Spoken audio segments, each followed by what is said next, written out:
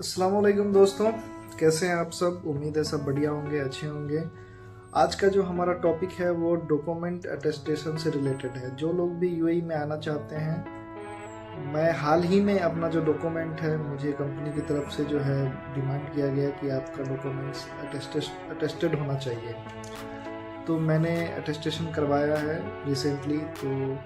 तो जब मुझे मांगा गया कि ये अटेस्टेशन होना चाहिए, तब मैंने बहुत सारा सर्च किया कि अटेस्टेशन क्या है, क्यों चाहिए, कहाँ से होगा, तो कितने दिन में होगा, क्या प्रोसेस है, अगर आप इंडिया में हैं तो क्या प्रोसेस है, यूएई में है तो क्या प्रोसेस है। इन सब चीज़ों के बारे में मैंने बहुत रिसर्च किया, जाना, और मुझे लगा कि इस टॉपिक पे जो है वीडियो बना के एक अपलोड करना चाहिए आप लोगों के लिए, जो लोग भी नहीं जानते हैं अटेस्टेशन के बारे में।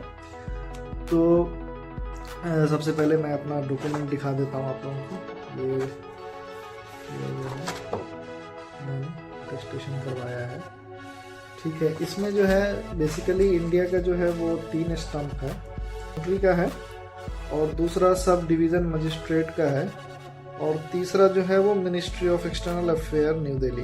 तो 3 स्टम्प जो है वो इंडिया से है, और चौथा स्टम्प जो है वो भी इंडिया से ही है, मगर हम दुबई के लिए ये डॉक्यूमेंट अटेस्टेशन करवा रहे थे, तो हमें यूएई एम्बेसी जो इंडिया में है उसका एक स्टम्प चाहिए था।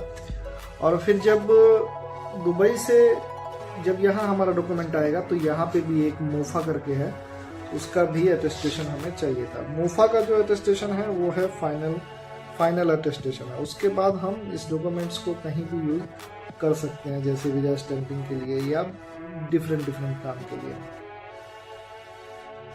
तो ये रहा मेरा डॉक्यूमेंट, आपको दिखा देता हूँ एक बार फिर से।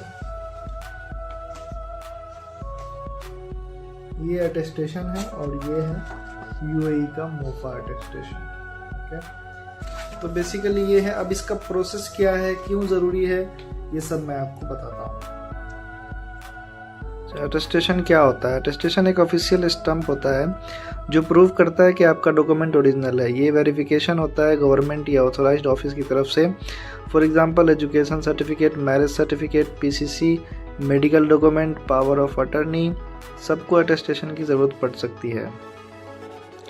अटेस्टेशन ज़रूरी क्यों होता है? बहुत सारे countries, specially gulf countries, original documents accept नहीं करते बिना अटेस्टेशन के। तो इन सब कामों के लिए जो है अटेस्टेशन ज़रूरी है, जैसे कि जॉब अप्लाई करने के लिए, वीज़ा प्रोसेस में, फैमिली वीज़ा के लिए, हायर स्टडीज़ के लिए, बिजनेस सेटअप या लीगल वर्क के लिए। अटेस्टेशन बेसिकली ये कंफर्म करता है कि डॉक्यूमेंट फेक नहीं है। अटेस्टेशन का प्रोसेस क्या होता है? अटेस्टेशन का प्रोसेस कंट्री टू कंट्री अलग होता है, लेकिन जनरल स्टेप जो है वो ये होता है। सबसे पहले जो है डॉक्यूमेंट पे नोटरी का स्टैंप लगता है, दूसरे नंबर पे स्टेट होम डिपार्टमेंट अटेस्टेशन, तीसरे पे MEA ministry of external affair, चौथे पे एम्बेसी अटेस्टेशन, जिस कंट्री में आप जा रहे हो उस कंट्री की एम्बेसी की फाइनल स्टैंप लगती है। मोफा अटेस्टेशन, अगर GCC कंट्री में आप आ रहे हो तो कंट्री में पहुंचने के बाद मिनिस्ट्री ऑफ फॉरेन अफेयर के से लास्ट अटेस्टेशन होता है, जो कि फाइनल अटेस्टेशन होता है। अच्छा, तो अभी बच गया लास्ट पॉइंट, कितना टाइम लगता है और कॉस्ट कितना होता है। तो ये डिपेंड करता है आपके डॉक्यूमेंट और कंट्री के ऊपर। नॉर्मली 3 से 10 दिन का टाइम लगता है। मेरे केस में जो है वो 10 दिन का टाइम लगा था, 10 working days, 10 working days. Agency charge जो है वो अलग हो सकता है, क्योंकि अलग अलग एजेंसियां हैं, और ये सब जो काम है वो एजेंसी के थ्रू ही करवाएं, जो भी ट्रस्टेड एजेंसी है। दुबई में अगर बात करें तो आपको जगह जगह पे जो है टाइपिंग सेंटर मिल जाएगा, और इंडिया में भी बहुत सारे गूगल पे सर्च करेंगे तो मिल जाएंगे आपको। तो उनके थ्रू ही करवाएं तो काम जल्दी हो जाता है।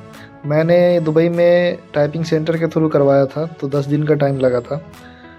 तो टाइपिंग सेंटर का डिफरेंट रेट हो सकता है, प्राइस अलग अलग हो सकता है। तो आप अपने नज़दीकी जो भी टाइपिंग सेंटर होगा वहाँ से पता कर लें कि क्या प्राइस है, डिफरेंट हो सकता है प्राइस। तो आज की वीडियो में बस इतना ही। वीडियो अगर आपको अच्छी लगी हो तो चैनल को सब्सक्राइब कर देना, वीडियो को लाइक कर देना। मिलते हैं इसी तरह किसी नेक्स्ट वीडियो में, तब तक के लिए खुदा हाफिज़।